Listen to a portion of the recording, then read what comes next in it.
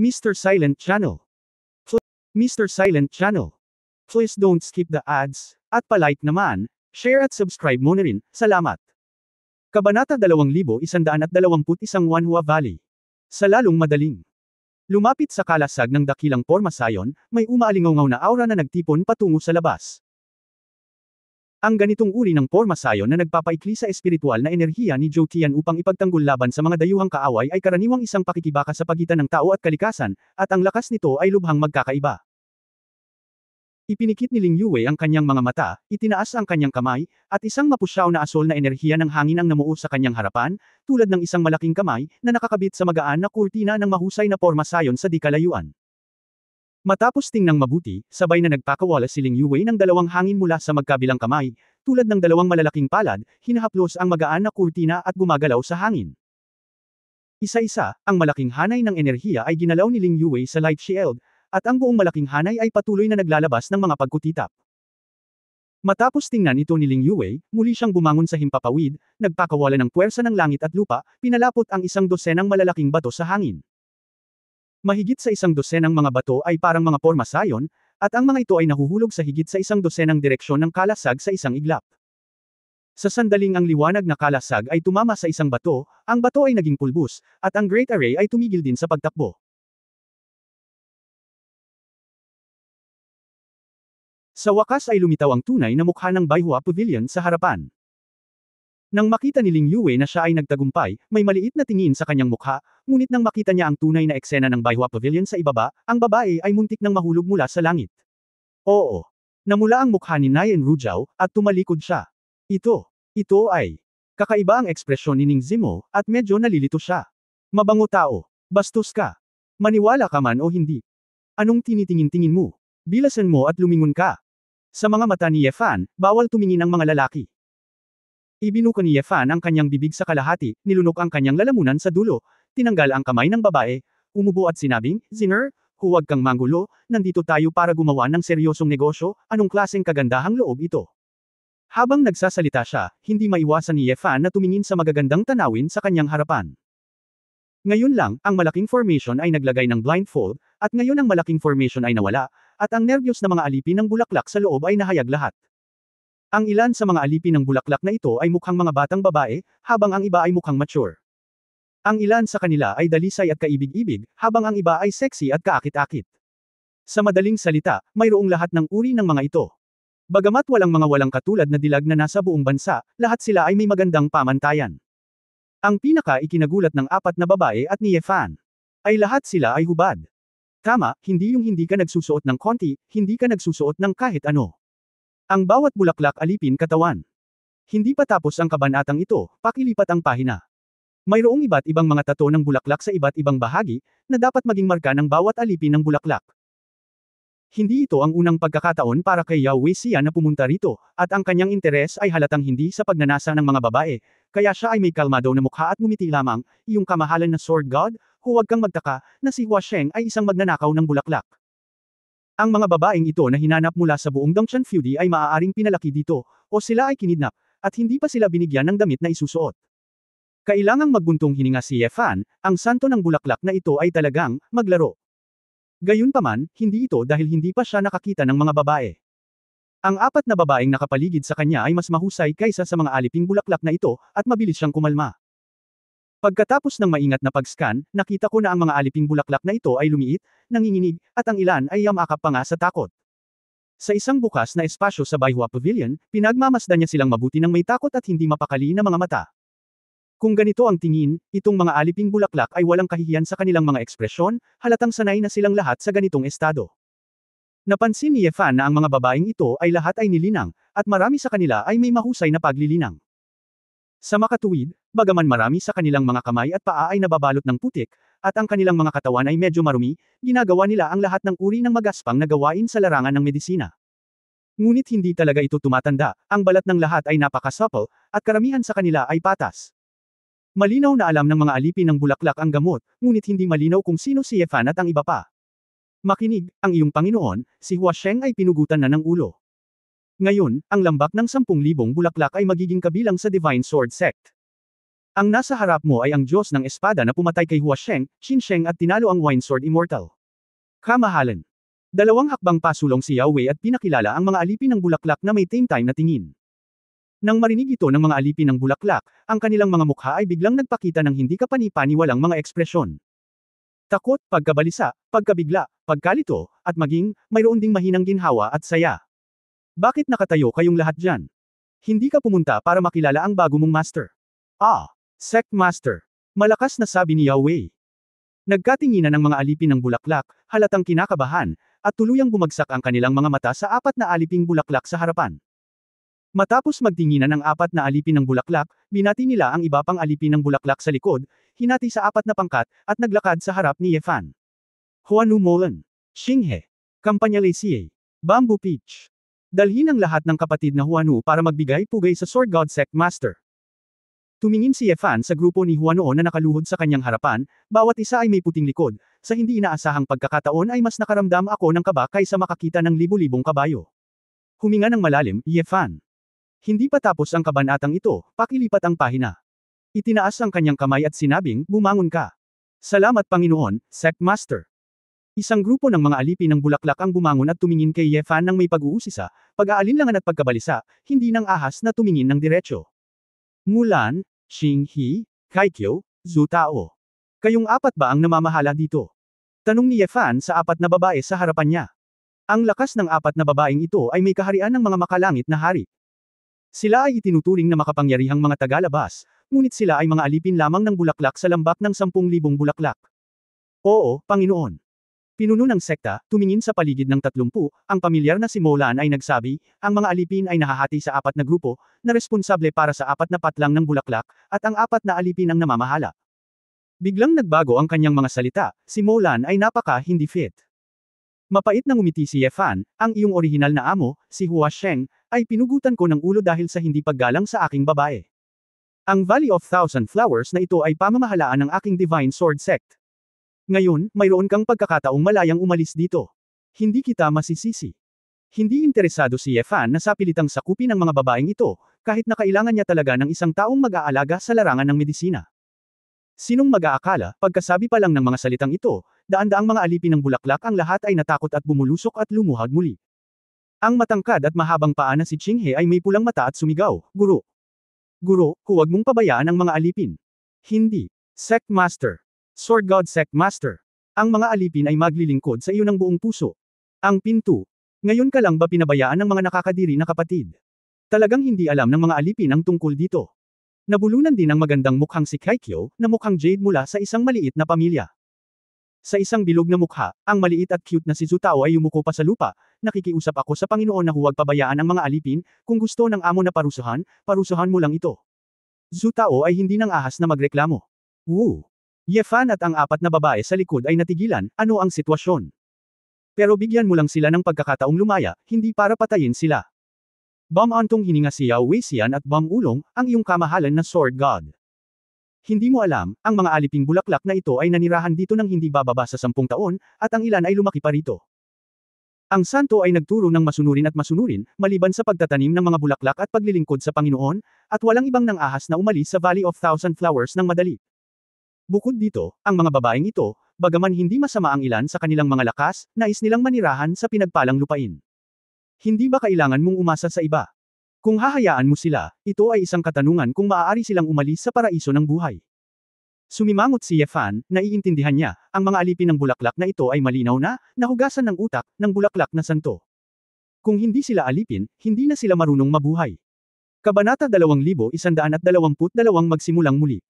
2122. Sa totoo lang, nakakita ng ganoong eksena sa unang tingin, nakakita ng ganoong grupo ng mga kababaihan na lumuluhod sa kanyang harapan, may masamang iniisip si Ye Fan sa kanyang puso. Gayunpaman, pagkatapos ng ilang sandali na huminahon, at pagkatapos na muling tumingin ng malalim, nakaramdam si Ye Fan ng bakas ng awa sa kanyang puso. Kung talagang ayaw mong umalis, manatili at magpatuloy sa Divine Sword Sect.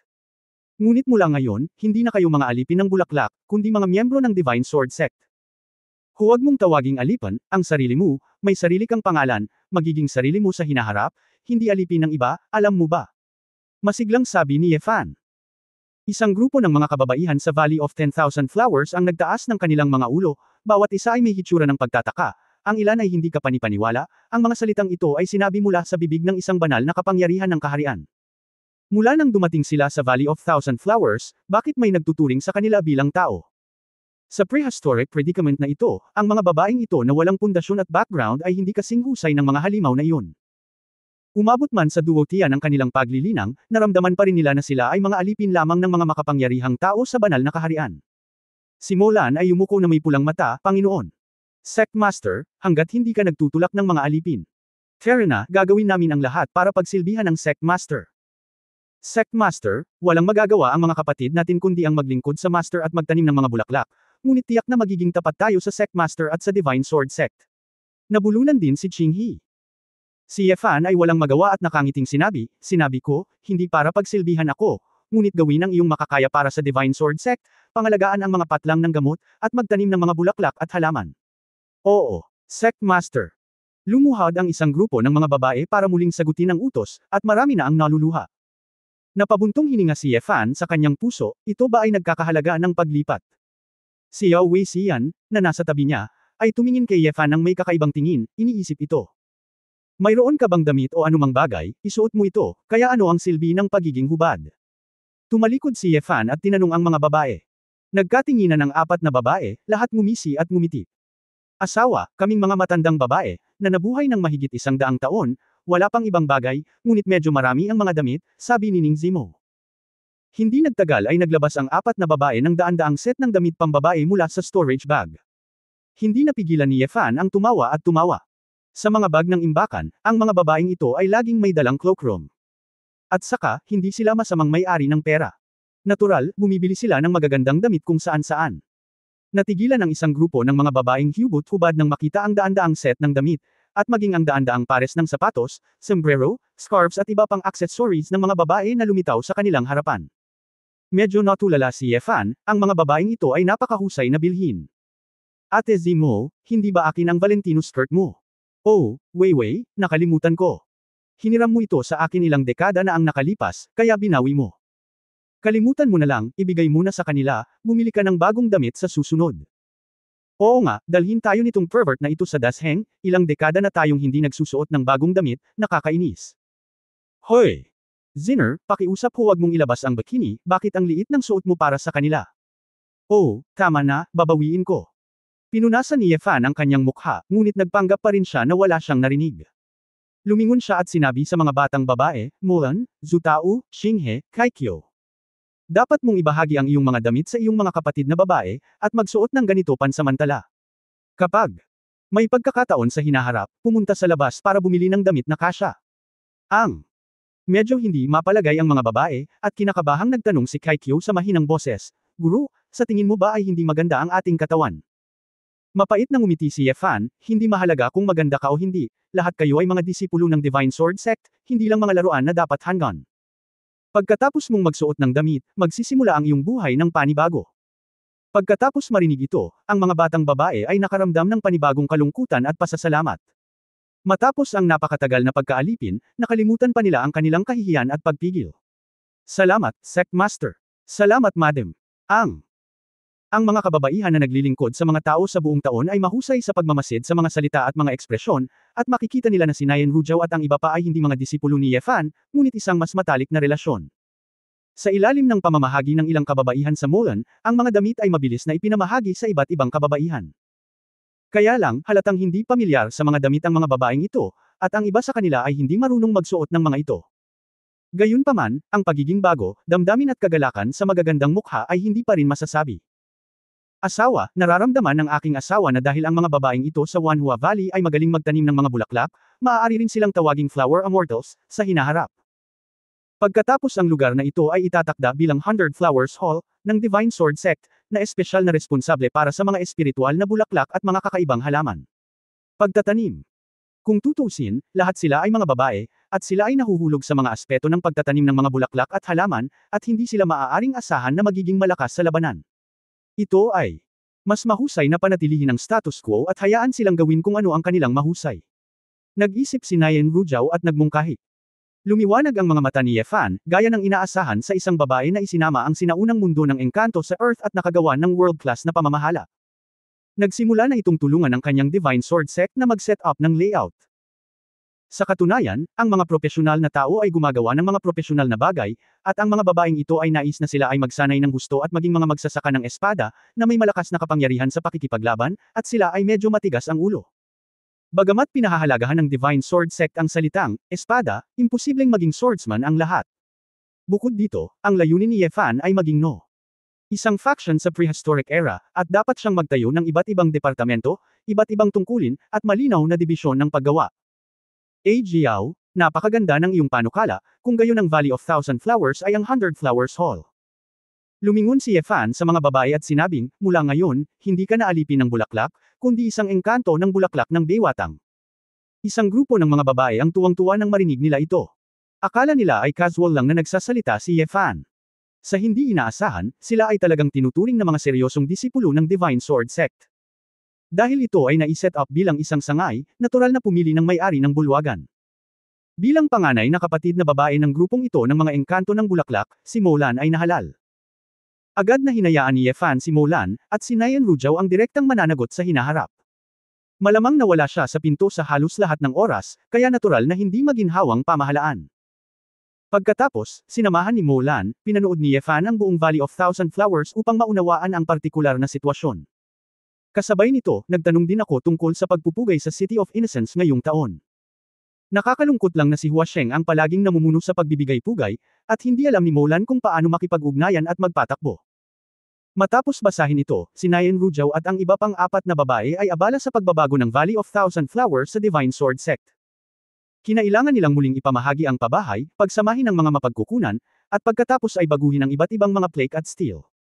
Si Yefan ay walang ginagawa, at sa imbitasyon ni Yao Weixian, siya ay direktang lumipad sa matayog na Taishu Peak sa tabi niya. Sa tuktok ng tuktok, mayroong isang mainit na bukal na parang perla sa kalangitan, napapaligiran ng mga kakaibang bulaklak at halaman, at malalagang berdeng puno. Ilang palasyong nababalutan ng puting ambon ay parang mga palasyo talaga sa langit. Ang santo ng bulaklak na ito ay talagang masiyahan sa pamumuhay sa isang fairyland sa lupa. By the way, bakit walang tao dito? Yung mga bulaklak. Hindi lumabas si Hua Xian. Kakaibang tanong ni Yefan. Si Yao Weixian, na nasa gilid, ay kumurap, at nagsabi, kamahalan na Diyos ng espada, bakit sa palagay mo ang mga babaeng iyon ay maaaring pumunta rito ng kusa? Kung saan, sa iyong pagkakakilanlan at lakas, magiging napakabuti mo ba para sa mga babaeng iyon? Kabanata 2123 huwag nang magtanong pa. 2123. Narinig ni Yefan ang isang espesyal na bagay at nakangiting sinabi, kakaiba ang tingin mo sa akin ngayon, kaya iniisip mo ito. Medyo iba ang estilo sa Asgard, hinawakan muna ni Yao Wei ang kanyang baba at sinabing may malalim na pakiramdam. Nagtaas ng kilay si Yefan, pakinggan natin, bakit napakalaki ng gap. Noong ako ay nasa Asgard, naramdaman ni Yao na ang kanyang kamahalan na Sword God ay makapangyarihan at mayabang, at mayroon siyang kapangyarihan na tapakan ng mga bayani ng mundo sa ilalim ng kanyang mga paa. Imposibleng sabihin na pinatay niya sina Qin Sheng, Hua Sheng, maging si Jiu Jianxian at Sorcerer King. Hindi ko man lang pinansin. Kaming maliliit na tao ay mas tahimik. Ngunit, ngayon pa lang sa Valley of 10,000 Flowers, ang iyong kamahalan na Sword God ay banayad at mabait, at napakabait niya sa mga hamak na babaeng bulaklak sa larangan ng medisina. Ito ay talagang hindi mapagpanggap. Masasabing talagang naguguluhan si Yao, napabuntong hininga si Yao Weixian. Umiling si Yefan, una sa lahat, nagkamali ka. Noong nasa Asgard ako, hindi kita nilingan mula sa simula hanggang sa huli, walang takot lang ako. Kung talagang minamaliit ko si Jiu Jianxian, hindi ko siya matatalo ng seryoso, at hindi ko rin ililigtas ang buhay niya. Siya ay isang eskrimador na karapat-dapat sa paggalang, mas kilala ko kaysa sa iba. Siyempre, hindi ko minamaliit ang Sorcerer King at ang iba pa, at hindi kita minamaliit. Sarili mo lang. Nakasanayan mo nang tingnan ang iba, ngunit biglang may nangangailangan sa iyo na tumangala, at pakiramdam mo ay mayabang itong Sword God. Pag-isipan mong mabuti, kung ikaw ako, ano ang hitsura mo? Nawalan ng masabi si Yao Wei at nataranta. Pagmumuni-muni. Kung sa tingin mo ay nasa ibang posisyon, kung siya o ang iba pang mga Holy Realm powerhouses ay talagang may layunin ng Emperor-level sword ni Yefan. Natatakot ako, mas magagalit sila kay Yefan.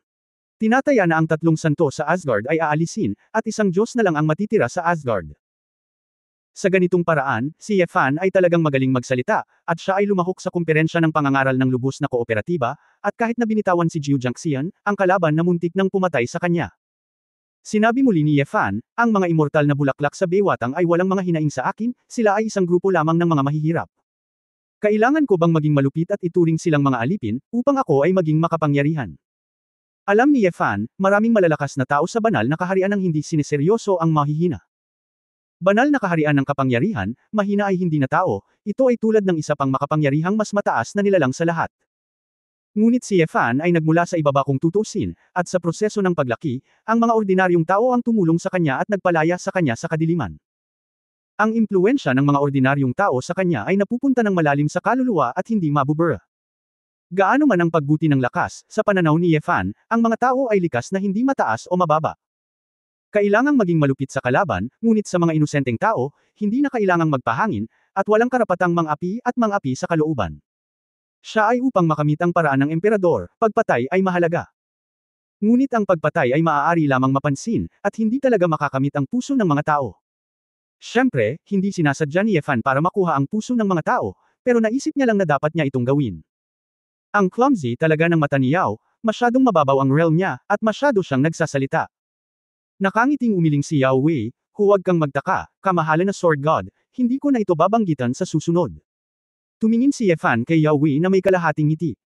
Unang tingin, syempre hindi ka na magbabanggit ng marami, bagamat nakapasok ka sa Divine Sword Sect sa pangalan, pero nagpapanggap ka lang. Wala ka talagang pakialam, kung ano ang mangyayari sa Divine Sword Sect sa hinaharap. Yan, hintayin ko lang kung makapasa ako sa level ng City Lord. Kaya pinanghahawakan mo lang ang ideya ng pamumuhay, at plano mong gumugol ng ilang oras. Napangiti si Yao Wei Xian at iwinagayway ang kanyang kamay, Your Excellency Sword God, hindi talaga ganoon. Malaki ang respeto ni Yao sa iyo, at sana makapagsimula ako ng isang sekta para sa Divine Sword Sect at magambag pa ng kaunti. Ayos lang, sino ba itong Sword God na ito? Alam nating lahat na lakas lang ang huling salita.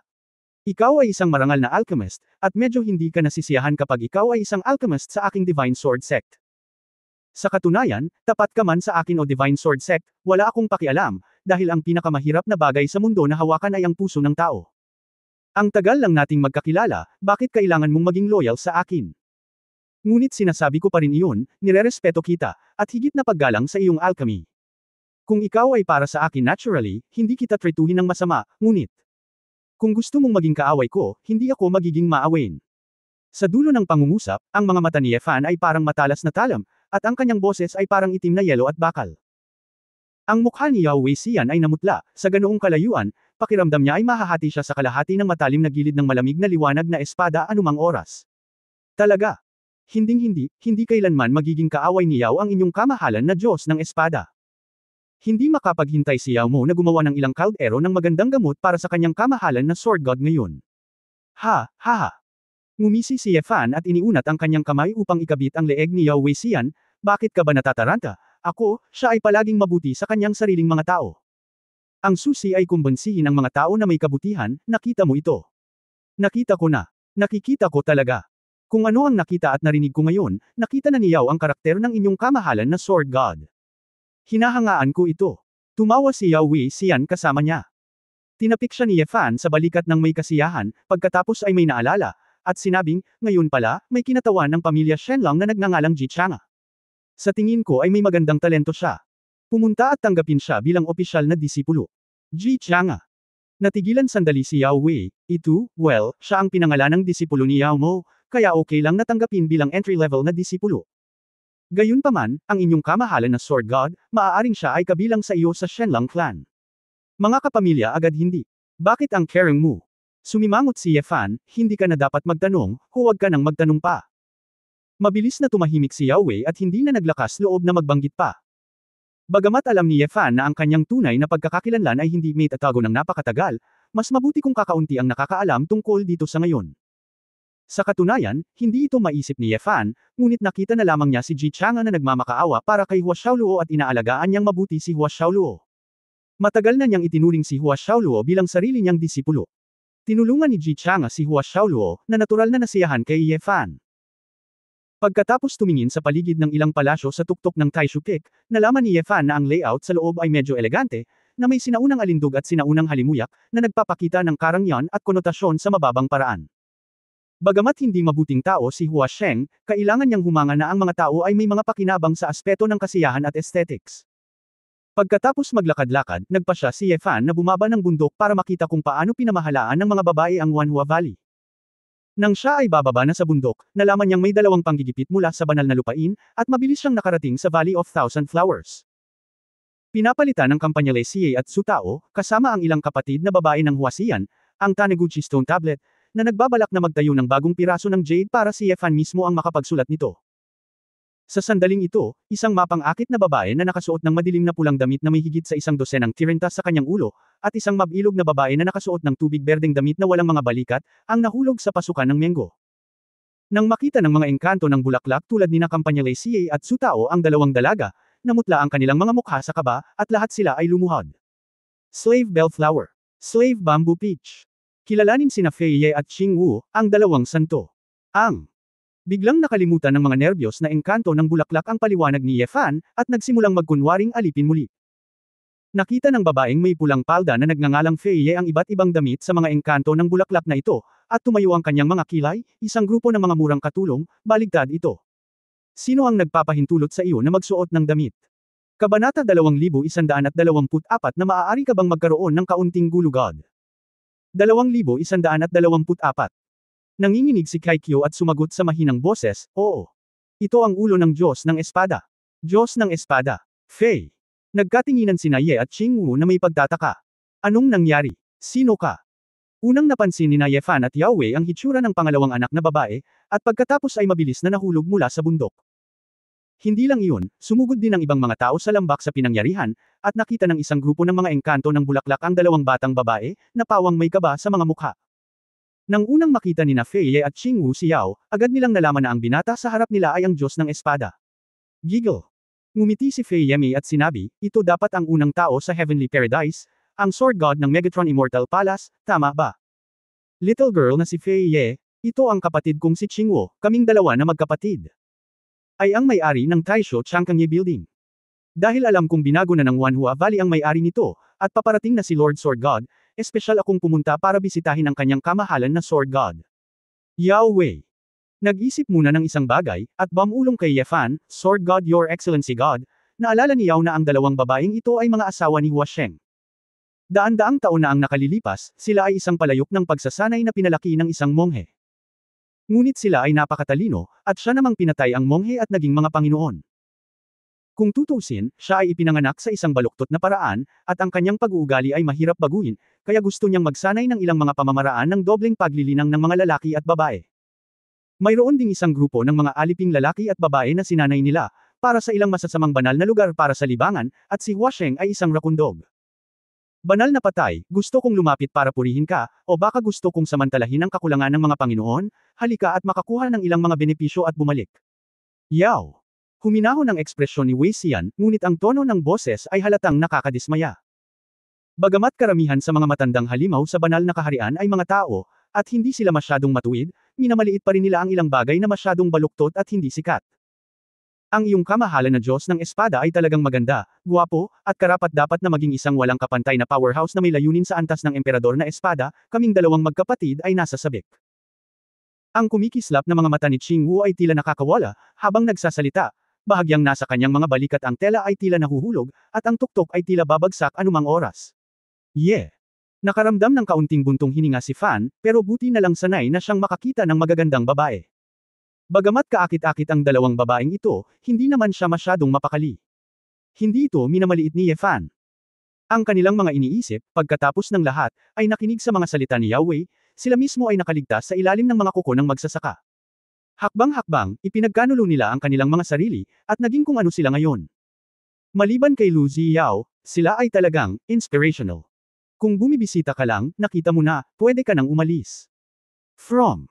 Ngayon, ito ang 100 Flowers Hall ng Divine Sword Sect, at narito ang mga disipulo ng aking Divine Sword Sect. Kung ikaw, malamig na sabi ni Ye Fan. Ang mga engkanto ng bulaklak tulad ni na Bellflower at Su Tao ay tumingin lahat kay Ye Fan na may basang mga mata nang marinig nila ang mga salitang ito.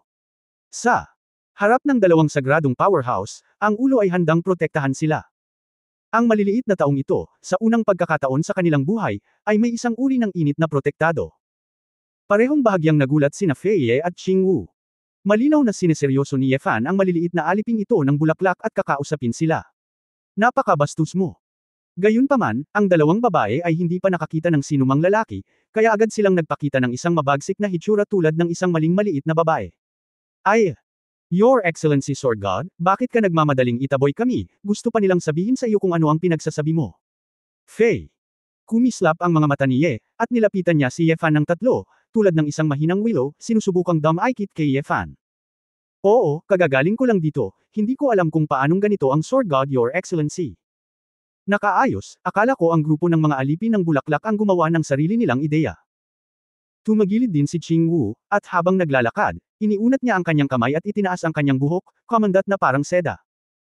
Sumimangot si Ye Fan, ang triple disintegration direkta, ang sword intent ay nagkawatak-watak. Ang emperador level na sword intent caution ay biglang sumambulat, at ang gintong halo ay damaloy, tulad ng isang matalim at walang kapantay na banal na sandata na nakalabas. Sa isang iglap ang mga mata ni Fan ay lumundag sa ginintoang apoy, at same time niyang sinabi, ang sword god na ito ay magsasabi sa huling pagkakataon. Makakaalis ka na. Sa wakas ay naglakas loob sina Fei Ye at Qing Wu na hindi muling akitin ang lalaki, kaya dahan-dahan silang umatras sa takot, matigas ang kanilang mga ngiti. Iyong kamahalan na sword god, huminahon ka. Tayo na, ang dalawang babae ang parehong nasa kaharian ng Sacred Heart. Kung hindi dahil sa ilang mga baluktot na paraan, umaasa sa mabuting kaibigan ni Hua Sheng, magiging mahirap na makakuha ng tungo sa pinagpalang lupain. Ngayong patay na si Hua Sheng, gusto nilang lumapit at yakapin muli ang isang malaking makapal na binti, ngunit ayaw nilang hawakan ang ilong. Medyo natigilan ang dalawang babae. Bagamat hindi sila itinuturing na pang-akit ng bansa, hindi naman masama ang kanilang hitsura. Bilang karagdagan, sila ay nilinang sa banal na kaharian. Paano sila maihahambing sa mga ordinaryong babae? Itong sword god, kahit hindi niya gusto ang mga babae, hindi ba niya ito tretuhin ng napakabangis, di ba? Nang makitang maaaring mapatay sila kung mananatili sila, si Fei at Qing Wu ay nagmamadaling lumipad.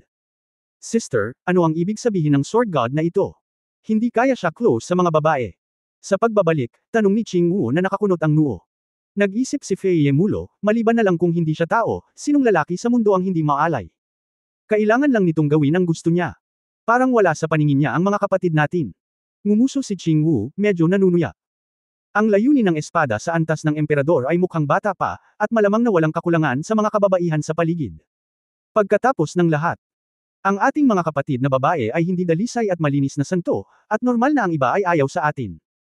Gayunpaman, ang Valley of 10,000 Flowers na ito ay pag-aari ng Panginoon ng City of Innocence. Sa larangan ng medisina, patay na si Hua Sheng, at bakante ang posisyon ng kahoy na messenger ng 7 luminaries. Sa paglipas ng mga taon, nililigawan ng ating mga kapatid na babae ang maliit na puting mukha ni Hua Sheng, para lang matutunan ang lahat ng uri ng espiritual na kasanayan sa pagtatanim ng bulaklak. Ngayon na sa wakas ay nakahanap na ako ng pagkakataon, kung hindi natin kayang kunin ang posisyon ng kahoy na sugo at umasa sa dakilang suporta ng Panginoon ng lungsod, sino ang maglalakas loob na guluhin tayo? Kung ang sword god ay sumasakop sa Valley of 10,000 Flowers at talagang maninindigan, ating mga kapatid.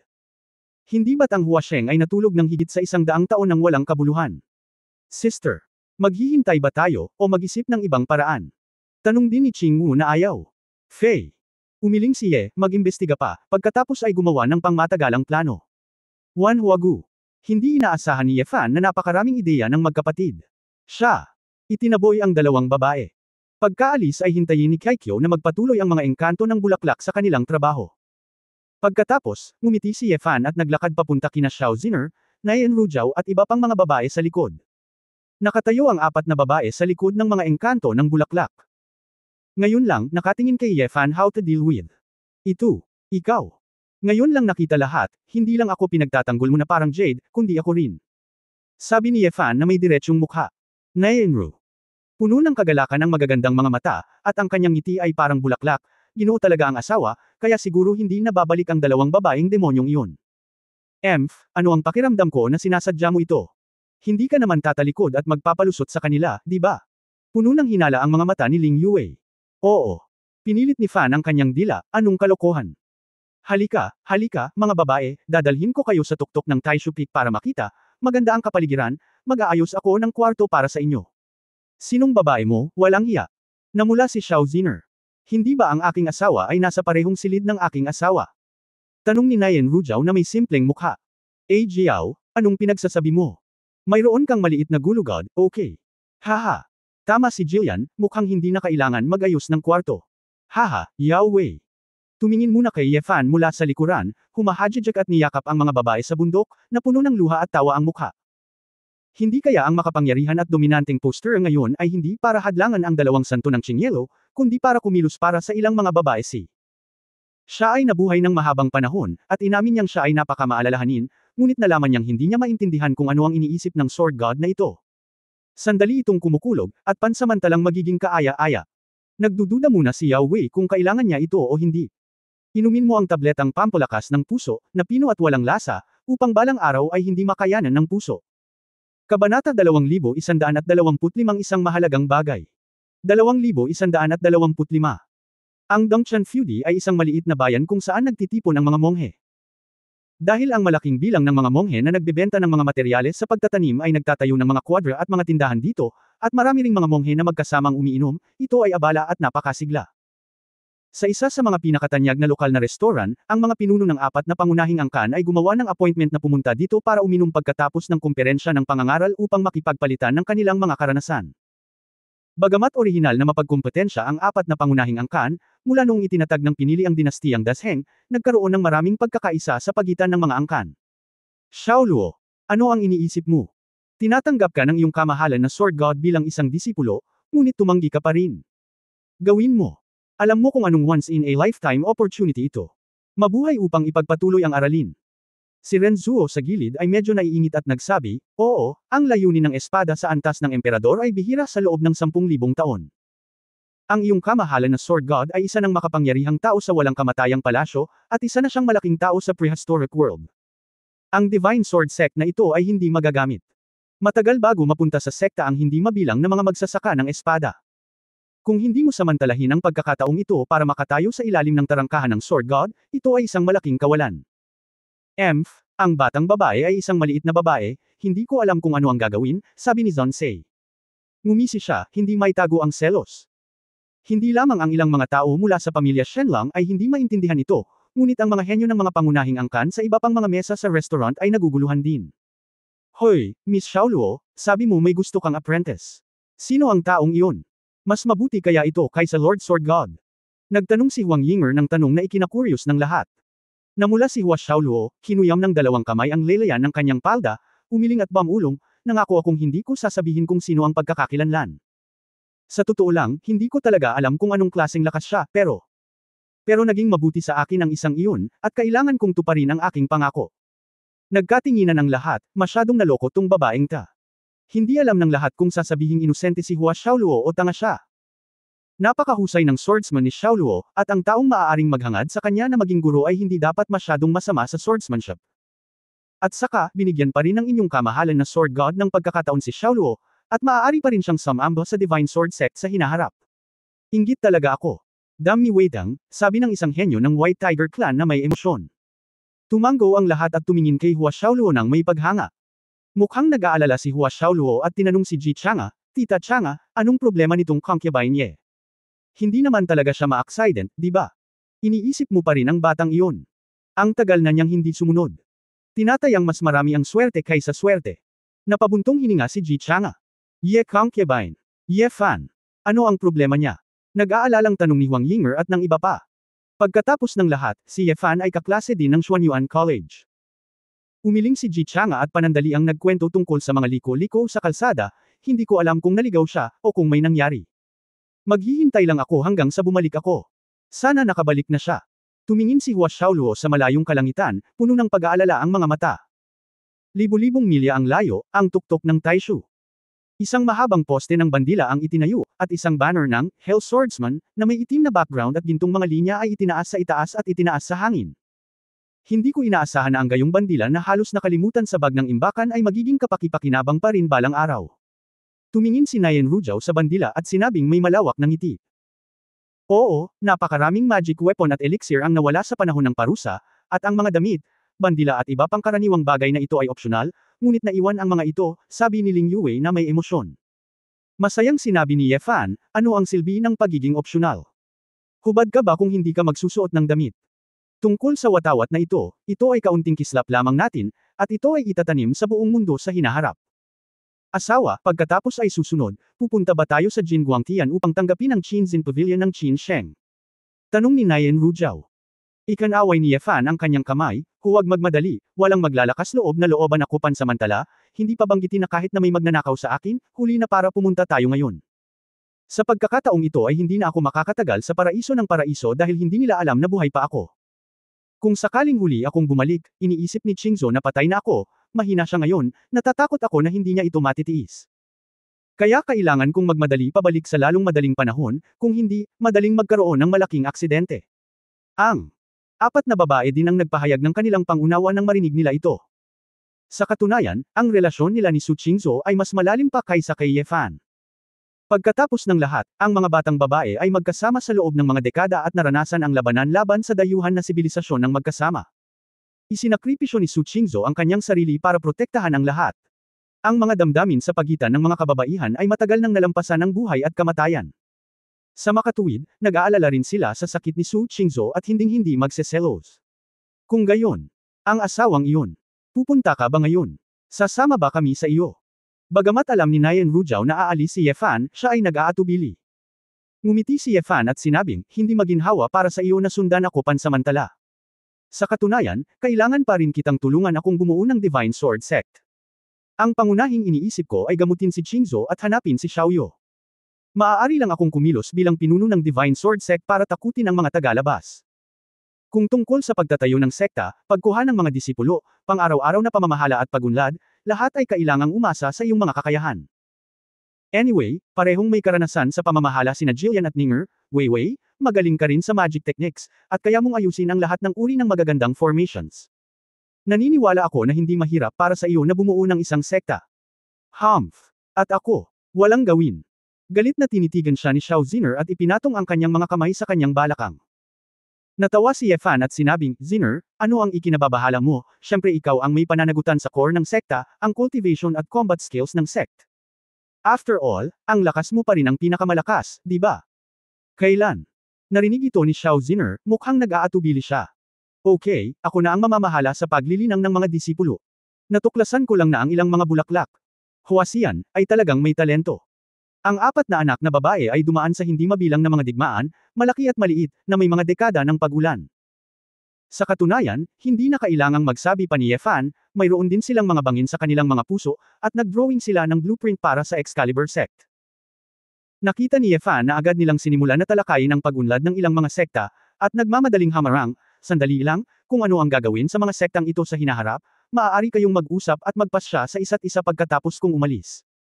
Ngayon, malapit na ang oras, gusto kong gumawa ako ng isa pang mahalagang bagay kasama ka, kapag ang narinig ito ng apat na babae, maliban kay Ning Zimo, namumula ang tatlo. Alam kong wala kang magandang intensyon na hilahin kami sa tuktok ng tuktok. Kinagat ni Ling Yue ang kanyang mga labi at sinabi. Lumingon si Xiao Ziner, ay. Hindi ko gagawin sa iyo. Pupunta ako at pipili muna ako ng kwartong gusto ko. Inabot ni Yefan at hinawakan ang palso ng babae, hinayla si Xiao Ziner sa kanyang mga braso, at niyakap ang baywang ng water snake ng babae. Bulalas ni Xiao Ziner, namula ang kanyang mukha, nakapikit ang kanyang mga mata ng phoenix, nanginginig ang kanyang mga pilikmata. Ziner, kahit na medyo makapangyarihan ka, isa rin akong Diyos ng sword kung tutuusin. Hindi naman masyadong maraming payo tungkol sa iyong cultivation, tama. Ngumiti si Ye Fangxi. Binuksan ni Xiao Ziner ang kanyang mga mata, paglilinang. Tumanggo si Yefan, nagpipigil ng tawa, oo, gusto kong makita kung hanggang saang level ka na, bago umalis. Tulungan kitang ayusin ito. Try to improve as fast as you can, mas magaan ako kapag lumakas ka. Ano bang problema, ano sa tingin mo ang gagawin ko? Bakit ang pula ng mukha ko? Kinagat ni Xiao Ziner ang kanyang mga pilak ng ngipin, ang kanyang magagandang mata na sili ay biglang napalitan ng galit, patay Yefan. Inaaway kita. Isang grupo ng apoy ng Phoenix ang sumugod at direktang binalot si Yefan sa loob. Hoy! Sinusunog ang asawa ko. Nakita ng iba pang tatlong babae na nasunog si Yefan, ngunit hindi nila siya pinigilan. Kung tutuusin, masyadong cheap ang mga sinabi ng lalaki. Hindi nang ahas si Yefan na hamarang gamit ang kanyang sword intent, dahil sa takot na masaktan ang babae, niyakap lang niya si Xiao Ziner at tumalon sa hot spring pool sa tuktok ng bundok na hindi kalayuan. Paft! Tubig tumilapon kung saan-saan. Niyakap si Xiao Ziner at nahulog sa tubig, nagpakawala siya ng mapang-akit na sigaw, at nawala rin si Feng Yan. Oh, anong ginagawa mo? Basang-basa ako. Naging phoenix si Xiao Ziner, galit na nagrereklamo. Ngunit nang hindi na siya hinintay na magsalita pa, direktang pinindot ni Ye Fan ang likod ng kanyang ulo at hinalikan siya ng mariin. Wow! Mahinang sabi ni Xiao Ziner. Sa mainit na tubig sa bukal, ang dalawa ay nakakapit sa isa't isa, ngunit ang katawan ay tila napakalamig, at ang paghipo ay partikular na kapanapanabik. Kabanata 2126 hindi ko ito pinag-uusapan. 2126. Ang tatlong batang babae sa baybayin, nang makita ang eksenang ito, ay hindi maiwasang tumingin sa gilid ng makitid, pagkatapos ng lahat, bihirang makita si Xiao Ziner na, nasusupal, ng ganito. Bagamat gusto rin ni Ye Fan na magkaroon ng higit na intimacy sa mga babae, alam din niya na mahalaga ang oras, kaya mahalagang magnegosyo muna. Matapos masunuri na halikan si Xiao Ziner, binuhat ni Ye Fan ang babae sa pampang at sinabing, okay, huwag kang tumawa, kung hindi tungkol sa cultivation ngayon, walang sinuman sa inyo ang gustong tumakas. Halika, Ninger, tingnan mo muna ako, dapat naiintindihan mo ang isang uri ng mod, hindi ba? Bagamat hindi kumibo si Ning Zimo, may naramdaman pa rin si Ye Fan sa kanyang karanasan, kahit na hindi ito sword intent, ito ay dapat na ibang uri ng mod. Napangiti si Ning Zimo, asawa, nalaman mo talaga. Walang gaanong masabi, sa pamamagitan ng pag-alog ng kamay ni Ning Zimo, nakita niya ang dose-dosenang white gold filament, tulad ng hindi mabilang na lumilipad na mga alitap-tap, na lumilipad sa paligid niya ng napakabilis. Tiningnan ni Ye Fan ng maigi, at ito ay naging dose-dosenang lumilipad na kutsilyo. Ang mga lumilipad na kutsilyo na ito ay walang hilt, na nag-iiwan lamang ng manipis na double-edged willow blade, na nagpapababa ng timbang sa pinakamababa at lubos na nagpapataas ng lethality. Asawa, paano ito? Ito ang aking flowing sword intent? Umaasang tanong ni Ning Zimo. Ito pala ang kahulugan ng lumilipad na kutsilyo. Hindi ko pa ito nakita dati. Taos-pusong pinuri ni Ye Fan, Ninger, ikaw ba mismo ang gumawa nitong lumilipad na kutsilyo? Umiling si Ning Zimo, tinanong ko si Yun Yao noon. Gawa ito sa sobrang halwang metal, dahil ang mga ordinaryong metal ay hindi gaanong magaan at matigas para maabot ang aking ideal na antas. Nagpunta ako sa Susan sa simula, at natuto ng espadang tulad mo, at ginamit ko ito sa aking lumilipad na kutsilyo. Pero hindi ako kasing lakas mo. Sa kasalukuyan, 9,981 na lumilipad na kutsilyo lang ang pinakamarami. Kung mas mataas ang iyong pagsasanay, mas napagtanto mo kung gaano kakalakas, asawa. Nakakamangha na makokontrol mo ang libu-libong lumilipad na mga espada. Ngumiti si Ye Fan at sinabing, hindi na kailangan para sa iyong lumilipad na kutsilyo na ikumpara sa aking pagiging espada. Bagamat mayroon kang maliit na bilang, mas mataas ang iyong katumpakan, at mas nababaluktot ka, na may mababang pagtutol at mabilis na bilis. Ito ang iyong lumilipad na kutsilyo. Advantage. Halika, atakihin mo ako at gamitin ang lahat ng iyong lakas. Tugon ni Ning Zimo, hindi siya nag-aalala na masaktan ang lalaki, tutal, masyadong malaki ang pagitan ng dalawa. Matapos ganap na magamit ang Heavenly King's cultivation base ng babae, ang lahat ng lumilipad na kutsilyo ay parang puting gintong apoy, at ang mga ito ay umiikot sa mabilis na talagang napakarilag. Kasabay nito, sa pamamagitan ng napakabilis na friction sa pagitan ng mga lumilipad na kutsilyo, isang ionic current ang aktwal na nabuo, at ang marahas na electric snake ay nagpabalot sa buong katawan ni Ning Zimo ng electric light. Liugwang saber intent, kumikidlat sa kalangitan. Gumalaw ang saber intent ni Ning Zimo, 81 lumilipad na talam, na may puting gintong kasalukuyang sinag, biglang bumilis. Agad na naapektuhan sa harap ni Ye Fan. Si Ye Fan ay hindi nang ahas na magpabea, maaga na siyang nawasak sa double layer, at ginamit ang ultimate sword intent upang itaas ang kapangyarihan ng walang kapantay na layunin ng espada hanggang sa kapangyarihan man lang ng Heavenly Emperor Realm. Nakaramdam ng malupit na epekto, ibinalik ni Ye Fan ang kanyang sword intent at gumamit ng counterattack skills para mabilis na malutas ang mga sword intent na ito. Ngunit hindi ko inaasahan na ang agos na dala ng sword intent ay magpaparamdam pa rin kay Ye Fan ng kaunting manhid. Nangangahulugan din ito na si Ye Fan ay malakas sa pisikal. Kung siya ay magiging isa pang mahinang magsasaka, natatakot ako na siya ay magdusa ng malaking kawalan. Matapos umikot ang mga lumilipad na kutsilyo sa katawan ni Ye Fan ng 12-dosenang beses, sinugod sila ni Ye Fan sa hangin. Ikinumpas ni Ning Zimo ang kanyang kamay, at ang lumilipad na kutsilyo ay bumalik sa kanyang tagiliran. Alam ng babae na sadyang ibinato ng lalaki ang kutsilyo sa langit, at kung kalaban siya, diretso itong lalaban. Oo naman, ang pinakamalakas kong panlilinlang, sa harap ng asawa mo, ay parang nakikipaglaro sa bahay kasama ang isang bata, nakangiting sabi ni Ning Zimo. Ngumiti si Ye Fan at sinabing, Ninger, hindi pa ako tinamaan ng iyong lumilipad na kutsilyo, kaya huwag kang masyadong mag-alala. Saglit na natigilan si Ning Zimo, naalala kung paanong hindi niya natamaan si Ye Fan ng kanyang lumilipad na kutsilyo sa ZT House. Ilang beses akong nagalit kaya gusto kong basagin ang mesa, at tinanong ko si Yefan kung ilang taon ang aabutin para barilin siya. Sa isang kisap mata, ilang dekada na ang lumipas, at hindi ko napigil ang tumawa ng may emosyon. Gayunpaman, huwag mawala ng pag-asa, ang iyong layunin sa Saber ay may malaking puwang para sa pagpapabuti. Bagamat wala akong gaanong alam tungkol sa layunin ng Saber, sa palagay ko, sa ganitong uri ng pagganap, dapat itong ituring na isang layunin na lumilipad sa antas ng langit. Mula sa ngayon, tumutok sa paglilinang ng layunin ng espada, at gawing mas perpekto ang kapangyarihan ng layunin ng espada hanggat maaari. Agad na sinimulan ni Yefan na seryosong ipaliwanag sa babae na walang ganap na koneksyon sa pagitan ng paglilinang ng panloob na lakas at ang layunin ng espada.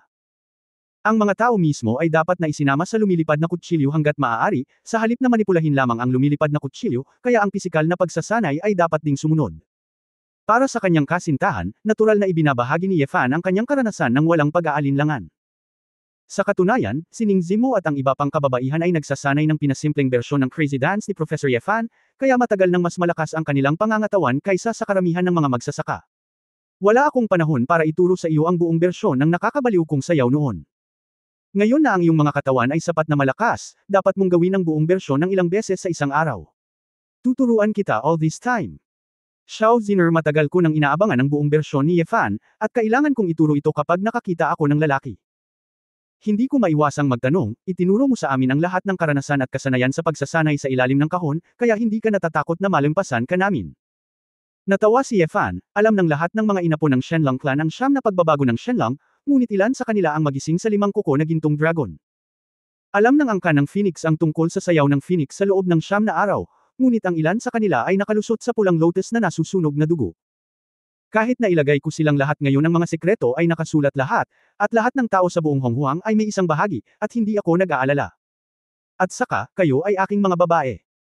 Kung maaari kang magrebelde balang araw, uupo ka sa akin sa kama, at ako ay magiging masaya. Hayaan mo rin akong maramdaman ang pakiramdam ng pagiging protektado, kumain ng malambot na kanin araw-araw, ako ay masyadong masaya. Bang! Gusto mo maganda? Inilibot ni Xiao Ziner ang kanyang mga mata sa lalaki. Nagmamadali ding sinabi ni Ning Zimo, tama, nakaupo pa rin ako sa ibabaw mo. Hindi ba dahil lumipat tayo at hindi ka gumagalaw? Hindi ba ganito ang paglilingkod namin sa iyo? Saan mo kami pinagsisilbihan? Ano ba? Sister Zimo. Hindi tungkol dito. Namula ang mukha ni Xiao Ziner. Oh! Tinakpan ni Ning Zimo ang kanyang bibig, napagtanto lamang na maling punto ang kanyang binibigyang pansin. Parehong hindi na nakatiis sina Nayan Rujiao at Ling Yue, bakit biglang naging kaakit-akit ang paksang ito, wala silang gaanong karanasan. Ngunit ang mga salita ni Yefan ay medyo nakakatawa, ngunit ang katotohanan ay totoo, at naiintindihan ito ng mga kababaihan. Ang tunay na malalakas na tao ay walang pakialam sa pagtuturo ng mga pamamaraan ng paglilinang at karanasan sa paglilinang, dahil kung sila ay natatakot sa iba ang paglampas ay hindi itinuturing na isang tunay na powerhouse. Pagkaraan ng ilang sandali ng pagbibiro, binigyan ni Yefan ng hiwalay na gabay sina Xiao Ziner, Ling Yue at Nayan Rujiao. Siya ay higit patungkol sa paggawa ng mga mungkahi at paggabay sa direksyon, ngunit kung paano ito mauunawaan ay nakasalalay sa ang mga kababaihan ay kusang dumating. Ang mga babae ay mga cultivator na sa Duotian realm. Sa katunayan, pambihira rin sila kapag inilagay sa labas. Dapat ay mayroon silang sariling ideya. Pagkatapos ng one-on-one na paggabay, nagsimulang seryosong turuan ni Yefan ang mga babae. Sa katunayan, naisipan pa niyang turuan sila tungkol sa disintegrasyon.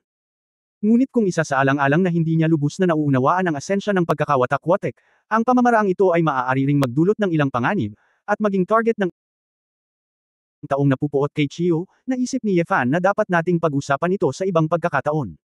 Pagkatapos, tapos na ang mga babae sa pag-aaral ng nakakalokong sayaw, sa sobrang pagod nila humihingal at pinagpapawisan, at higa na sila. Ito ay mahirap para sa naisipin nila na kayang gawin ito ni Yefan ng daan-daang beses na magkakasunod, nasa gravity training room pa rin. Hindi nakakagulat na ang isang tao ay maaaring lumaban sa Duotian realm sa pamamagitan lamang ng pag-asa sa kanyang katawan. Hindi naman ito tao. Nakita ni Yefan na magpapahinga na ang kanyang mga mahal sa buhay, at naalala niya na may mahahalagang bagay pa rin na dapat gawin, kaya bumaba siya ng bundok para maghanap muna ng gamot. Inaayos muna ang mga gamot sa Wanhua Valley Alchemy Room. Malinaw, plano nilang magtayo ng isang maliit na base ng kanilang sarili dito. Pagkatapos ng lahat, ito ay maginhawa upang mapagkukunan ng mga materyales sa lugar. Hindi alam ni Yahweh kung saan kukuha ng malaking alchemy cauldron na may taas na 2 tao, at siya mismo ang nagpupunas dito gamit ang isang telang seda. Katulad ng isang car lover na naglalaba at nagme-maintain ng sasakyan, mukha pa rin siyang masaya at kontento. Nang makita ang eksenang ito, naunawaan ni Yefan sa isang tiyak na lawak kung bakit maaaring maging santo ng alchemy ang taong ito. Talagang mahal niya ang paraan ng alchemy. Your Excellency Sword God, may kinalaman ka ba kay Yao? Pupunta ka ba sa Jin Guangtian? Hindi maiwasang magtanong ni Yao Wei nang makita niyang naunang dumating si Yefan. Umiling si Yefan, huwag kang mag-alala, nandito ako para magpahinga ng isang gabi ngayon, gusto kong tanungin ka, alam mo ba na ang Heavenly In Extinction Vessel? Kabanata 2127 Dalisay na puso at kaunting pagnanasa. 2127 Yahweh. May pagtataka sa kanyang mukha, Heavenly In Extinction Vessel. Hes. Ito ay isang napakabihirang uri ng inborn extinction vessel, bakit biglang binanggit ng inborn extinction vessel ito? Hindi mo na kailangang magtanong pa, kailangan mo lang sabihin sa akin kung paano ituring ang Heavenly In Extinction Vessel. Naisipan ni Yefan na magtanong ng direkta nang siya ay nasa Asgard, ngunit pagkatapos ay naramdaman niya na ang mga tao ay masyadong nagsasalita. Kung ang tanong na ito ay biglang itinaas doon, kung may isang taong may intensyon na mag-imbestiga, malamang na mahahanap nila si Su Qingzhou at siya. Pagkatapos ng lahat, si Su Qingzhou ang pinakamadaling tao na malaman sa Great Desolation, at maaaring mayroon lamang ganoong tao. Dahil kilala si Yao Weixian bilang Dan Sheng, mabilis niyang na-detox ang lason ni Hua Sheng. Siya ay dapat magkaroon ng pambihirang mga kasanayan sa medikal. Hindi dapat mali ang pagtatanong muna sa kanya. Nang makita na si Yefan ay napakaseryoso, inilapag din ni Yao Weixian ang telang seda sa kanyang kamay, hinaplos ang kanyang balbas, at nagpabalik-balik ng ilang hakbang, na nagsasabing, sa araw na ito, mayroong ilang mga tala sa pinto ng guru ni Yao, sa pangkalahatan. Hindi ito lilito. Ngunit lahat ng may celestial yin at walang pulso ay apektado na ng ilang uri ng puwersa mula yin hanggang lamig sa katawan ng kanilang ina kapag sila ay ipinaglihi. Sa pangkalahatan, tulad ng isang marupok na kabataan, sa ilalim ng impluwensya ng ganitong uri ng pinakamataas na puwersa ng yin, imposibleng mabuhay ng normal. Sa makatuwid, ang nabubuhay na katawan ng ina ay maaari pa ring gumawa ng celestial yin vein, na talagang bihira, at hindi pagmamalabos na sabihin na ito ay isang himala. Gayunpaman, ang tiyan yin isang katawan na walang ugat ay ipinanganak na may mga meridian nito tulad ng mga lantang bulaklak at halaman, at mahirap mabuhay ng masyadong mahaba. Talaga, walang sino man ang mag-abala sa pagpapagaling. Sumimangot si Yefan, ibig mong sabihin, wala kang magagawa. Naunang tumanggo si Yao Wei. Si Yao Mo ay likas na walang magawa. Kung tutusin, hindi pa niya ito nakita. Pero well, may mga record ang mga classics ng guru ni Yao Mo. Noong unang panahon, may isang makapangyarihang tao na ang asawa ay nasa isang labanan. Ay nasugatan ng pamilya ng kalaban, at tinamaan ng kapangyarihan ng yin, na nagresulta sa pagsilang ng isang bata na naging celestial yin. Pagkatapos, sinubukan ng makapangyarihan sa lahat ang kanyang makakaya upang matagumpay na pagalingin ang kanyang anak, ngunit nakakita lamang ng ganoong kaso. Nang marinig ito ni Yefan, tuwang-tuwa siya, sino ang iyong guro? Ang iyong kamahalan na Sword God, ang pag-apprentice ni Yao ay nabura daan-daang taon na ang nakalilipas. Ang mga banal na kasulatan ay natural na nawala. Dapat mo ring malaman na mahirap para sa isang sekta na umiral ng mahabang panahon sa pinagpalang lupain. Gayunpaman, naalala ni Yao Mo na ang pinagmula ng makapangyarihang lalaking iyon ay isang pinuno ng tribo mula sa ilang Wilderness Bitter Cold, ang mga mangkukulam na iyon sa Wilderness Temple ay magaling sa paggamot sa yin poison cold disease mula pa noong sinaunang panahon. Sa mga ligaw na kasanayang medikal lamang. Nag-alab ng pag-asa ang mga mata ni Yefan, at sigurado, nasa tamang landas siya. Ang plano ng paggamot ay nasa ligaw. Ang pinakakasiya siyang bagay para kay Yefan ay ang Tianyin Extinct Vessel ay talagang hindi isang dead end.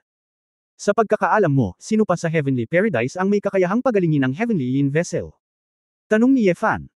Unang iwinagayway ni Yao Wei ang kanyang kamay, at buong pagmamalaki na sinabi, to tell the truth, si Yao ay isa na sa pinakamahusay sa mundo sa mga tuntunin ng medikal na kasanayan.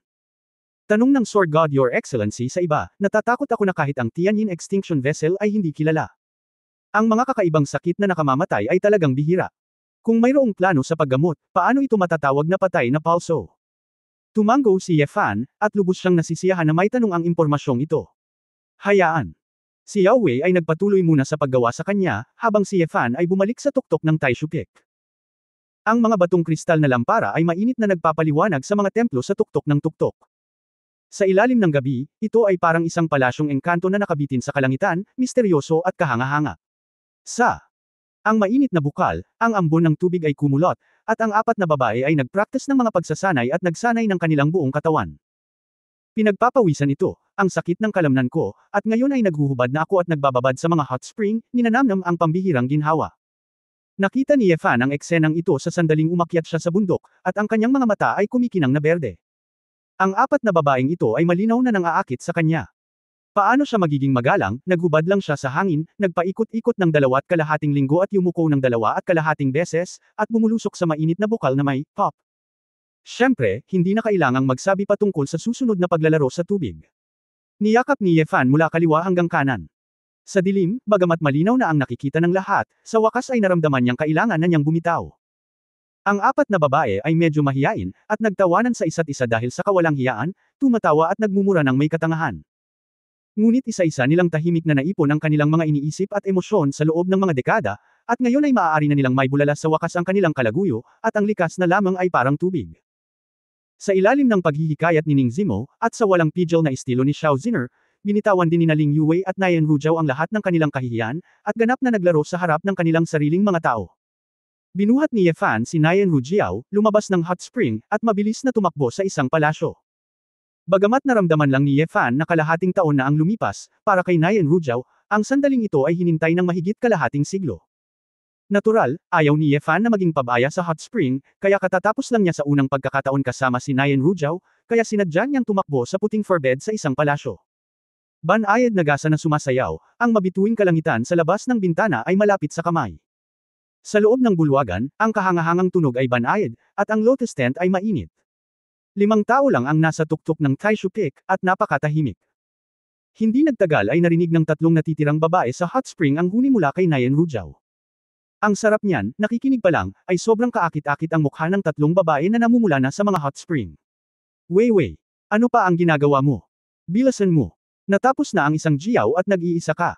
Iniunat ni Ning Zimo ang kanyang kamay at itinulak si Ling Yue. Anyway, ikaw ang unang fiancé, at ngayon si Jillian ang nanguna, panunokso ni Xiao Ziner. Si Ling Yue ay mukhang masikip, kung ganoon. Ano ba ang mahalaga, wala akong pakialam dito.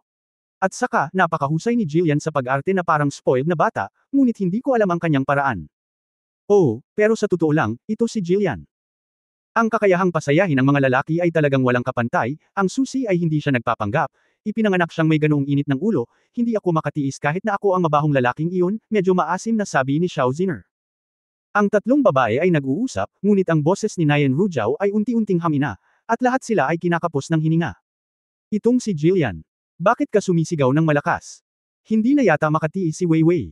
Ano ba? Ate Ning, ikaw. Direktang tumalon si Xiao Ziner sa pampang, gamit si Feng Yan para gumawa ng sarili niyang katawan sa sandaling matuyo ito, ang asul na sutla ay kumikislap, at nang matikas siyang lumingon, tinatamad siyang magsuot ng damit. Titingnan ko kung ano ang lagay ng munting Zoro, dahan-dahan mo itong hugasan. Sandaling natigilan sina Ning Zimo at Ling Yue, pagkatapos ay nagkatinginan at tumalon palabas ng hot spring. Itong Ziner, siya pala ang pinakabalisa, nakangiting sabi ni Ling Yue. Tumahimik ka. Humahajijek. Natural na narinig ito ni Xiao Ziner, at ibinalik ang tingin sa kanyang mga mata ng phoenix at tinitigan, bakit ka nagpapanggap na inosente? Hindi ka 17 o 18 taong gulang na babae. Bakit hindi ka magmadali? Kabanata 2128 Fire Extinguisher. 2128. Dahil na-provoke sa mga salita ni Xiao Ziner, hindi na kumbinsido sina Ling Yue at Ning Zimo, hindi ba iyon lang? Ano ang iimpake? Bilang resulta, nahihilo ang ulo ni Nayan Rujiao sa sandaling ito, at wala siyang pakialam sa ibang bagay, hayaan ang mga tao na panoorin ito. Ang kahangahangang estilo ng gabing ito, ang lasa nito, hindi na kailangang sabihin. Sa madaling araw, ang tuktok ng Taishu Peak ay puno ng usok at ulap. Dahil sa mga mainit na bukal, kahit na ang nakapalibot na temperatura ay sobrang polar, ang tuktok ng bundok ay kasing init pa rin ng tagsibol. Isang kislap ng liwanag ang tumagos sa ghost curtain at bumagsak sa malaking kumot na kama, nagdagdag ng mahiwagang tukso ng liwanag at anino sa ilang katawan na may gumagalaw na mga linya tulad ng mga eskultura. Pagkatapos ng mga babae ito, gabi, sa wakas ay makakapag-relax na ako, at pagkatapos ng digmaan, natural akong natutulog ng labis na matamis. Ning! Hinawakan ni Zimo si Xiao Ziner sa kanyang mga bisig, at ang 2 babae ay nagkasalikop. Sa kabilang panig, si Nayan Rujiao ay nakapatong sa braso ni Ye Fan, nakakulot na parang kuting. Si Ling Yue ay nakahiga pa rin sa katawan ni Ye Fan, ang kanyang naglalaway na parang Ye. Talagang gising si Fan, ngunit sa silid ay tahimik niyang pinakinggan ang maayos na paghinga ng mga babae at naamoy ang matamis na amoy sa hangin. Labis siyang nag-aatubili na sirain ang kagandahan ng sandaling ito. Hoy! Nanginginig ang mga pilikmata ni Ling Yue, siya ay kalahating tulog at gustong gumalaw, ngunit may nakita siyang kakaiba. Ha! Ang mahinang ungol ng babae at nalilitong iminulat ang kanyang mga mata. Kumislap ang kanyang mga mata, at tumingala siya para makita ang nakangiting mukha ng lalaki, at tuluyang nagising. Napahiya si Ling Yue.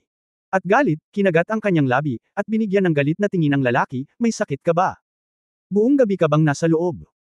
Nakatulog ka sa kalagitnaan ng gabi kagabi, at natatakot akong mayrita ka, kaya hindi ako gumalaw sa loob, nakangiting sabi ni Ye Fan.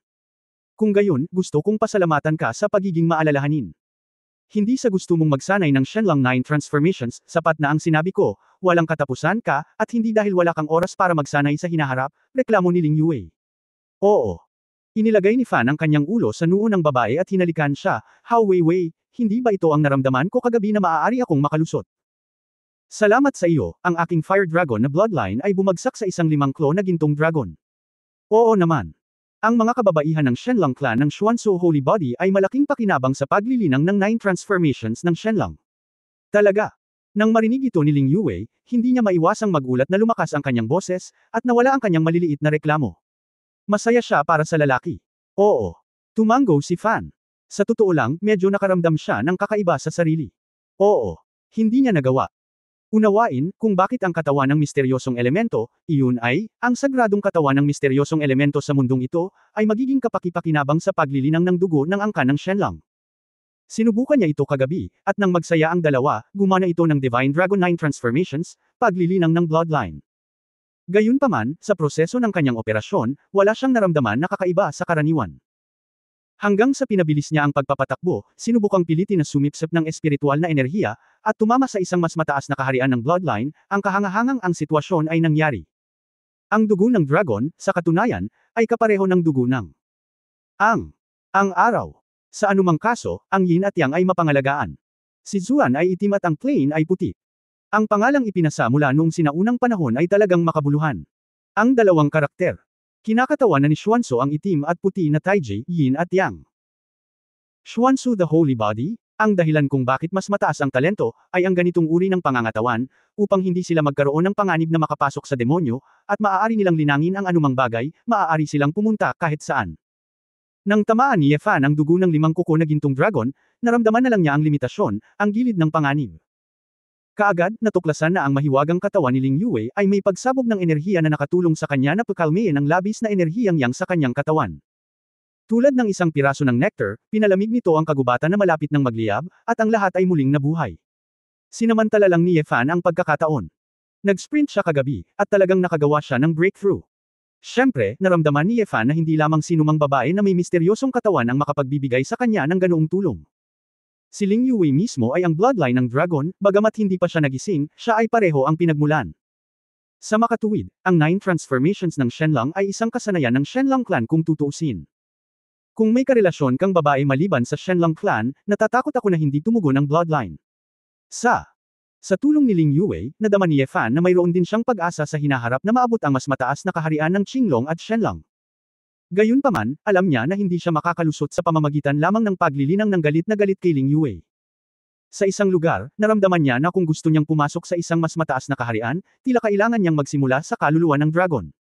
Kasi, sinubukan niyang magsanay pa pagkatapos makapasok sa kaharian ng 5 kuko na gintong dragon kagabi, at nalaman niyang nagsimula siyang tumimik. At ang kaharian ng 5-clawed golden dragon, ayon sa mga tala ng Divine Dragon 9 transformations, ay talagang nagsimulang tumuon sa komunikasyon at pagsasama sa kaluluwa ng dragon. Ngunit hindi pa rin alam ni Ye Fan kung paano makipag-usap at makisama sa kaluluwa ng dragon. Sa bagay, kakapasok lang niya sa Golden Dragon Realm. Sa kabuuan, mas maunlad ang kaharian, tulad ng kailangan ng banal na kaharian upang ituloy ang banal na espiritu, ang dugo ng dragon, at tumuon din sa primordial spirit at sa dragon soul, ito ay ang parehong destinasyon. Pagkatapos makinig sa paglalarawan ng lalaki, medyo nanlumo si Ling Yue, kaya hindi ako tulad ng fire extinguisher na ginamit mo noong nagsasaka ka, ginamit ko lang ito para ligtas kang makarating sa mas mataas na kaharian. Sabi ko, bakit ako? Wala akong naramdaman, hindi ako nag-improve. Awkward na ngumiti si Ye Fan, siguro hindi mo pa nagising ang relasyon sa pagitan ng mga bloodline, bagamat hindi ko alam kung may anumang salungatan sa pagitan ng mga nagising na bloodline at ng mysterious physique. Oo, pareho ba ang Divine Dragon 9 transformation sa mundong ito sa Earth? Tanong ni Ling Yue. Oo. Sinabi ng Fan, karamihan nito ay pareho, ngunit ang mundo ay mas kumpleto, maraming paraan ng paggamit ng dugo ng dragon, at ang mga kasanayan sa pakikipaglaban ay nawala sa lupa. Ako. Hulaan mo ito ay dahil napakakaunting tao sa mundo ang maaaring gisingin ang apoy na dragon. At karamihan sa mga makapangyarihang kakayahan ng Shenlong bloodline ay magagamit lamang pagkatapos ng Fire Dragon, at sa paglipas ng panahon, sila ay mawawala. Anong mga kasanayan? Tingnan ko. Tanong ni Xiao Ziner sa gilid. Sa katunayan, nagising din ang 3 pang babae at nakikinig sa gilid. Oo. Fan pouted, orihinal na gustong magsanay sa umaga, ngunit tila na siya ay wala sa laro. Okay, lalabas ako at susubukan ko ang ilang mga kasanayan sa larangan ng 5-clawed Golden Dragon.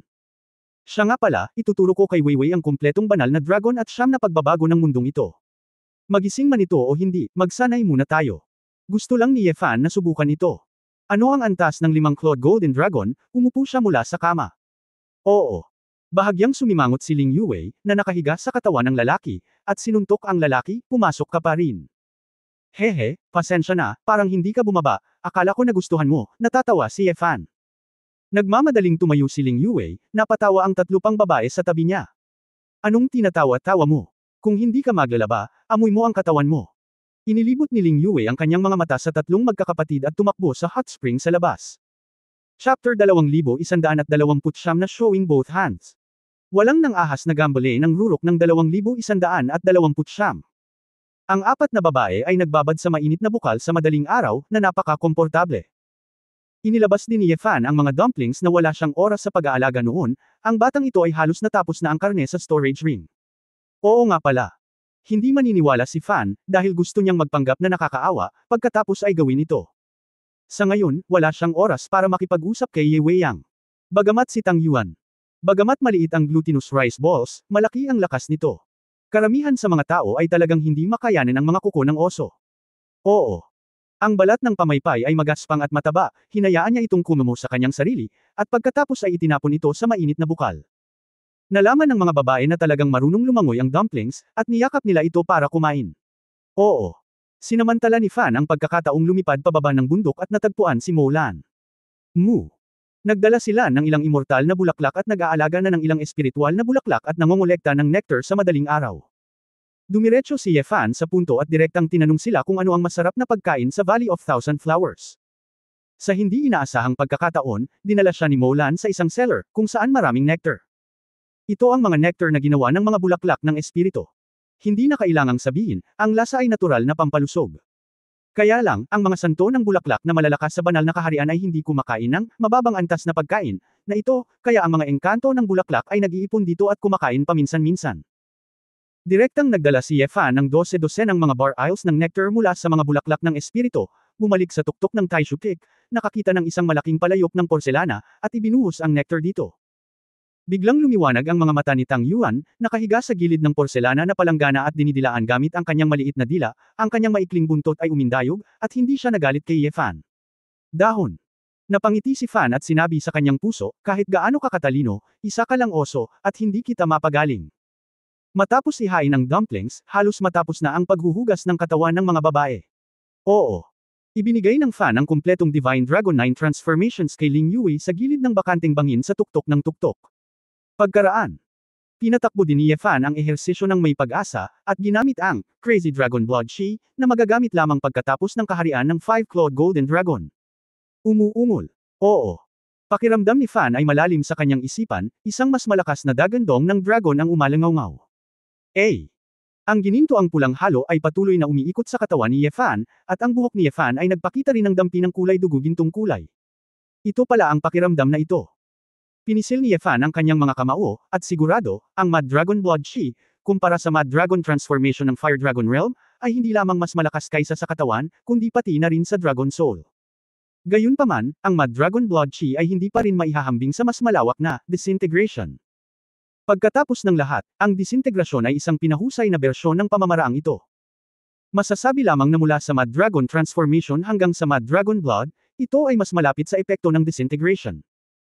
Ngunit kailangan kong aminin na kumpara sa disintegrasyon, ang Mad Dragon Transformation at Mad Dragon Blood Chi ay mas ligtas at mas madaling makabisado. Hanggat nakakultivate ka sa bloodline realm na ito, hindi ito mahirap gamitin. Sa kasamaang palad, ang dalawang diskarte ay hindi maaaring gamitin sa kombinasyon, pagkatapos ng lahat, sila ay gumagamit ng magkatulad na mga diskarte. Ito ay tulad ng Gayunpaman, naramdaman ni Yefan na ang Mad Dragon Blood Chi na ito ay maaaring gamitin sa ilang mga espesyal na sitwasyon, tulad ng kapag nakikitungo sa mahihinang mga kaaway, maaari itong magtago at maghiwa-hiwalay. Sa tuktok ng isa. Medyo nanginginig ang grupo ng mga Flower Fairies, at hindi nila alam kung anong klaseng pamimilit ito. Nagmumuni-muni sa alchemy. 5-clawed Golden Dragon. Hey! Sinadya bang itago ng batang ito ang kanyang lakas sa Asgard? O nakalusot lang? Tila siya ay nasa pamilyang Shenlong, kaya dapat siyang magkaroon ng mataas na katayuan, nag-isip si Yao Wei. Itong Long Wei, napakalakas. Naramdaman ni Xiao Ziner ang pinakamalalim na pakiramdam sa bangin. Siya. Nadama na kahit na nagsusunog ng dugo ang pulang lotus, hindi maihahambing ni Feng Wei ang kapangyarihan ng dragon sa sandaling ito. Nilingon ni Yefan ang kanyang ulo at nakangiting sinabi, sinasabi na sa ilalim ng bloodline ng 5-clawed Golden Dragon, hindi matatakot si Long Wei sa pamimilit ng ibang angkan. Ito ang kaharian na talagang nagsisimulang magbukas ng gap sa ibang mga bloodline. Pagkatapos ng lahat, ang unang ilang mga kaharian ng linya ng dugo ng dragon ay masyadong mahina. Humph! Ang ating Phoenix bloodline ay maaaring patuloy na lumakas. Wala pa ito sa pinakamataas. Hindi makapaniwalang sabi ni Xiao Ziner. Oo. Hindi rin nag-abalang makipagtalo si Fan sa babae. Dragon Wing. Ang bilis ng hangin sa paligid ng katawan ni Yefan ay bumilis, at ang mga gintong filament ay patuloy na umaagos, na ginagawang mas maliksi at matulin ang kanyang paglipad, tulad ng isang gintong liwanag at anino. Red Gold Dragon King Spear. Balak ni Yefan na subukan ang mga kasanayang nakita niya kina Yao Xingji at Feng Qinglan. Ang lahat ng ito ay naitala sa 9 Changes of the Dragon, at magagamit na niya ang mga ito ngayon. Isang mahabang sibat ng, haha, kumusta naman ang galaw ni Ziner? Ang Dragon Flame ng galaw na ito ay maihahambing sa iyong Red Lotus, Blood-Burning Phoenix Flame, tama ba? Tumawa si Yefan sa hangin. Kahit wala. Ngumuso si Xiao Ziner at ayaw pansinin, dahil nalaman niya na ang apoy ng dragon na pinakawalan ni Yefan kanina ay sobrang init. Ang tatlong anak ni Nayan Rujiao, Ling Yue, at Ning Zimo ay mukhang maliwanag at naiinggit. Si Yefan ay labis na nasiyahan sa hitsura na ito, at nagplano na ipakita ang kanyang mga kamay ng higit pa sa harap ng mga babae, at sanayin ang kanyang mga kamay. Dragon Blast Sky Star. Siya. Nagudyok sa kanyang dugo, umungal ang kaluluwa ng dragon, biglang naging maulap ang kalangitan, at lumitaw ang mga umuusad na ulap. Bagaman medyo immature si Yefan kumpara sa mga trick ni Yao Xingji, nandoon pa rin ang epekto. Ang agos ng Zizi ay kumandat at tumalon sa thundercloud, at 12-12 ng bowl ang kidlat ang itinuro ni Yefan at nahulog sa langit sa di kalayuan. Nang mawala ang kulog na ulap, hindi naiwasang matuwa si Yefan. Sa kauna-unahang pagkakataon, nakabisado na niya ang isang trick para magpatawag ng kulog. Bagaman hindi ito kasing husay ng kanyang sariling layunin sa espada, ito ay isang bagong bagay pagkatapos ng lahat, at ito ay napakasaya. Lumalabas na ang dugo ng dragon ay talagang nakakatawag ng hangin at tumawag sa ulan, umaakit ng kulog at kuryente. Si Ling Yue ay labis ding nananabik, inis na hindi niya magising ang dugo. Sa tuktok Ye. Si Fan ay nag-ensayo ng gusto, at nagplanong maging pamilyar sa lahat ng mga kasanayan na magagamit ng sinuman sa 5-clawed Golden Dragon Realm. Bibigyan kita ng isa pang trick, Tegu Dragon's Wrath to the Sky. Oo. Nakita ng Fan ang trick na ito noong una, at naisip niya na ito ay napakalakas sa pamamagitan lamang ng pagtingin sa pangalan, at oras na upang subukan ito. Ayon sa pamamaraan, pinatakbo niya ang kanyang bloodline, sinubukan ang pangalawang hakbang, nakipag-ugnayan sa kaluluwa ng dragon. Ang gintong pulang apoy sa katawan ni Yefan ay kumikislap ng husto. Dumagundong. Sa kanyang isipan, isang dagandong na mas mababa kaysa sa nauna at naglalaman ng galit ang umalangaw-ngaw sa kaluluwa ni Yefan. Sa malabo. Preno. Sa panahong iyon, nakaramdam si Yefan ng kirot sa kanyang utak, madilim ang kanyang mga mata, at blanko ang kanyang utak. Asawa. Ikaw Fan. Yung 4. Natakot ang mga babae. Ngayon pa lang, naramdaman nilang may lumabas na nakakagulat na dragon. Sa sumunod na segundo, nawalan ng malay si Yefan mula sa himpapawid. Kabanata 2130 ito ay napakalaki. 2130. Nang muling imulat ni Yefan ang kanyang mga mata, makalipas na ang isang oras. Nakahiga sa kama, nakita ang 4 na pares ng nag-aalalang mga mata, sumimangot si Yefan at hinawakan ang kanyang ulo ng hindi namamaliin. Parang tinamaan ng kidlat ang kanyang ulo, sa sakit pagkatapos ng pag-click, at malinaw na naramdaman ni Yefan na nasira ang kanyang primordial spirit. Nang makitang sa wakas ay nagising si Yefan, sa wakas ay nakahinga ng maluwag ang 4 na babae, at halatang pula ang mga mata ni Nayan Rujiao. Asawa, anong nangyari sa iyo ngayon? Tinakot mo kami hanggang sa mamatay. Ngumiti ng paumanhin si Yefan, siguro dahil napabayan kung makipag-usap muna sa kaluluwa ng dragon at sumama dito. Kaya ginamit ko ang Shenlongju. Ang kakayahan ng pag-atake sa espiritu sa pagbabagong anyo, ang kaluluwa ng dragon ay umatake sa akin. Masyado kang tanga.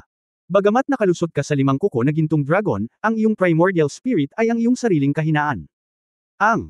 Hindi matatag ang pundasyon, at wala kang kaluluwang dragon. Komunikasyon at pagsasama, gusto mo lang gamitin ang ultimate move ng Dragon Soul, paano ito magiging napakadali? Habang tumatagal ang Shenlong 9 transformations, mas nagiging pribado ang bawat kaharian. Sa sandaling makapasok ka, gusto mo bang makabisado ang lahat ng paraan ng 5-clawed Golden Dragon Realm? Galit na sabi ni Ling Yue.